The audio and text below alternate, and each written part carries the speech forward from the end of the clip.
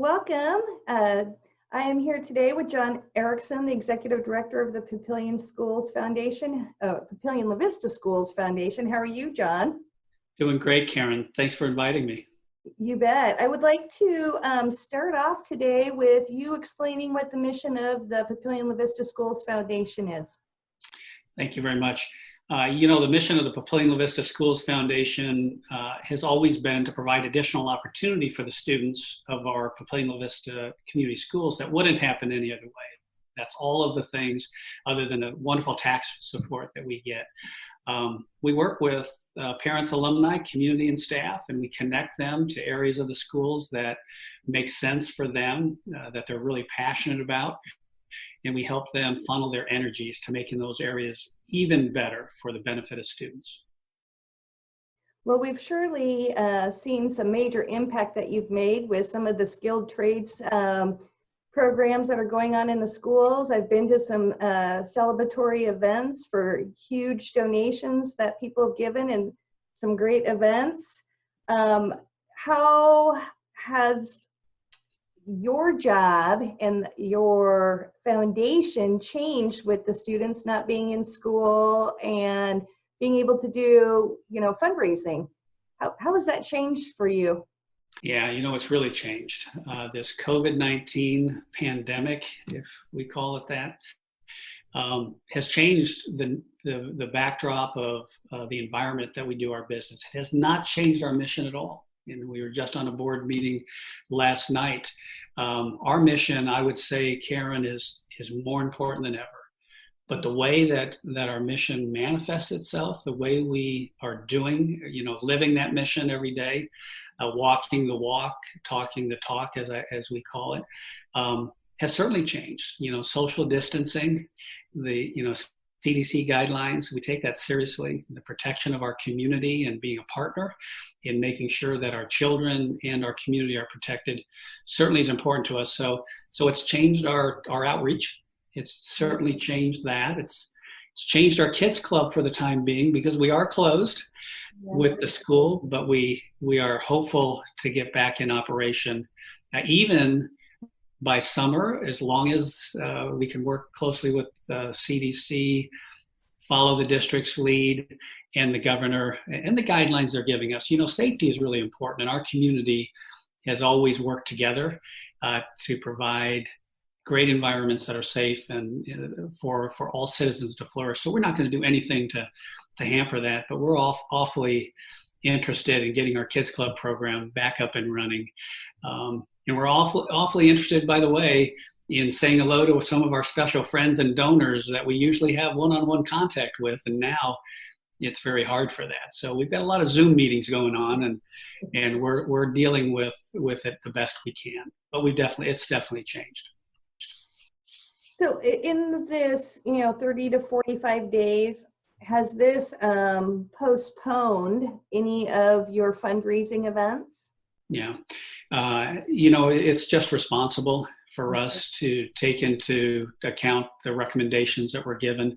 So our golf tournament, which is the longest standing fundraiser for our foundation, thank you to our community that supports that every year, generally is the first Friday in June, every year for the last, over 30 years. Our foundation was founded in 1986. And we've had that every year. So it's one of those great events we've delayed until August 3rd. So that's one of our events that has been delayed. Well, I try to attend that event every year, and I really look forward. I actually have it on my calendar already. When it was leaked out that it was going to August 3rd, I'm like, I'm putting that on my calendar right away. It's always a great day. We always have great weather and a lot of fun. And we do look forward to all getting together and spending time together. But I think the most important thing is not only seeing each other, but as school's been out and some of the parents have been furloughed or laid off, the needs have really changed in addition to the education, but also feeding. And we've seen Bellevue schools and the Papillion-La Vista schools and some of the other districts are still feeding the families, which is phenomenal. Has there been any need from the foundation to help the support of feeding these individuals and giving them what they need at home? Yeah, thanks for the question. I'm going to give a lot of credit to our superintendent, Dr. Andy Rickley, and his staff. We've got the greatest educators in the world, and they came together and like no other to be a powerful force to feed our community. You've seen the lines and the releases. So I'm going to give all the credit to the district, Dr. Rickley, his team, for feeding our community. Now our foundation is standing close to the district, waiting for those additional needs that come up. One thing that we have done over the years is support the neediest families, students and their families through what we call our Student Emergency Fund. Okay. And our social workers direct that money to those families most in need, whether it be utilities or a gas card to get to work. Some of that's not going on right now, but to school, to work, to whatever.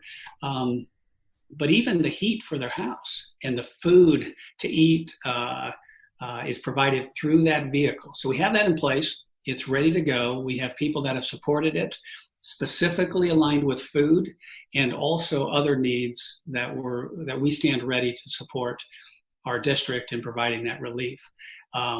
It's really important that we do that through a system that makes sense. Our social workers work with other relief agencies and know what those needs are. So when we make those mini grants, either reach out to our community and ask them to support it, but then make the mini grants, we get the money in the hands of our students and their families really quickly, and we make sure we coordinate with other great agencies within our community. There's a lot of Head Start and some others that are doing some really good things. I need to give you some props. The Sarpy Chamber is doing some really good things, Karen. Thank you for that leadership. Well, it all goes back to us communicating and what the needs are. And I think we've all kind of shifted and have all come together. And, you know, our whole community has been known for this, but in my tenure here at the Chamber, I haven't seen this specific layout. I don't think that most of us have in the pandemic situation. And so with kids not being in school, I mean, it's a little bit different when it's a snow day, but you know, just shifting those needs and answering the call. And I think that's what makes our community so strong. And thank you for that. You know, we have a strong team here as well, and we all communicate together. And I think that's what's really helping everybody. I do look forward to kids getting back to school and the kids being in the Kids Club. The Kids Club's a phenomenal organization and part of what you guys do. It's so neat what the kids get to experience. I do want to make sure that you tell our viewers where they can go donate to the students and their families that are in need right now for that special assistance. Yeah, our website is plvschoolsfoundation.org, and we have a give button there. We will be, over the next couple weeks, after the district makes really clear what some of those needs are, reach out to our community in many different ways, not only in ways we've done in the past, again, but also new ways, because we know this social distancing has changed a little bit in how we reach out, but it hasn't changed a few things, Karen. It hasn't changed our appreciation of the stakeholders, and that's our community, our parents, our alumni, our community leaders, and our staff, retired and current, that have helped build this great school district, and also a foundation that supports it. We know where our bread is buttered. We know we're the connectors. They're the real heroes. So we will be more visible as this pandemic continues to go. We're going to stay in tune with the district's needs, not only the food, but there'll be some technology needs, I'm sure. Yeah, you know, we have helped with some hotspots in the short term, and I know that one big interest the district has, and they're doing a great job, is to graduate our seniors. So the whole support of our educators, keeping in contact with families using technology, I know it's going to be continue to be a big need, that they'll need help from us, and we're going to stay plugged into that as much as we can. Well, and the interesting thing is even when the schools back open up and kids clubs opens up, it's still going to take the rest of the economy some time to get back on track. And so we've got, families that are a little behind and that are going to continue to need that care. And I think our goal is to make sure we're continuing to say, even though maybe social distancing has been lightened or, that's kind of back to normal, that does not mean that the needs of our community and the families have gone back to normal yet. And so you're a key component of that in, the school district for Papillion and La Vista. And we appreciate that you have that, sight, okay, we're tackling today, but we're still looking to the future, and continuing to get that message out is going to be really key. It's going to be a key reminder, because I know when we all get back together, we're going to have hugs and say, yay. But then, we can't forget that, it's still a bit of an uphill battle. So. Absolutely. So tell me a little bit, there's so many things that are still continuing to move along. We see construction is still moving along pretty steadily.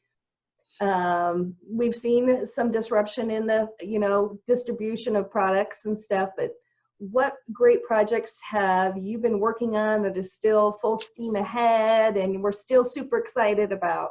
Yeah, well, thanks, because I do get pretty excited about this stuff. Our skilled and technical trades, creating pathways for our students. You see the construction at both of our high schools. You see the construction at Papillion-La Vista South visibly, and you will see the construction at Papillion-La Vista High, our Monarchs also. That's an exciting project. I mean, I've had stakeholders ever since I started 10 years ago at the foundation telling me, John, there needs to be opportunity for students that work with their hands, aligned with STEM careers that build things. Fortunately, the district, again, we have great educators, wonderful leadership, came up with a plan. And that plan includes launching this skilled and technical trades collaboration model, which basically is working with our community to provide wonderful education for our students interested in the skilled trades. So that's still front and center. And we're about ready to go public on that. And I don't want to let anything out of the kitchen, but we're certainly working really hard to make that a reality. Well, you definitely have challenges in containing your excitement, right? You do some really neat things, and every time you and I meet and talk, which is a regular basis, you're always talking about all the exciting things that are coming, and you're out there recruiting for the support, and it's really making an impact. And the more that we have our students graduate successfully and move on to the next level of career, or education, no matter what it is, it continues to feed back to our community. It's a revolving door, and I think that's why we're so strong today.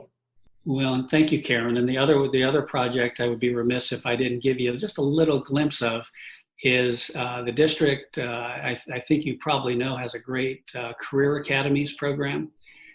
For many years, our district has given students an opportunity to spend half a day, full day out in the community, whether it be at Midlands Hospital, CHI Midlands Hospital, or the zoo, kind of getting a glimpse of what their careers might be. Well, our Health Systems Academy has been a really, really great one. And I know the future interest of the district is to build upon that. So they've asked us to reach out to our stakeholders aligned with an endowment, like we are doing with the skilled and technical trades, aligned with our Health Systems Academy, specifically biomedicine.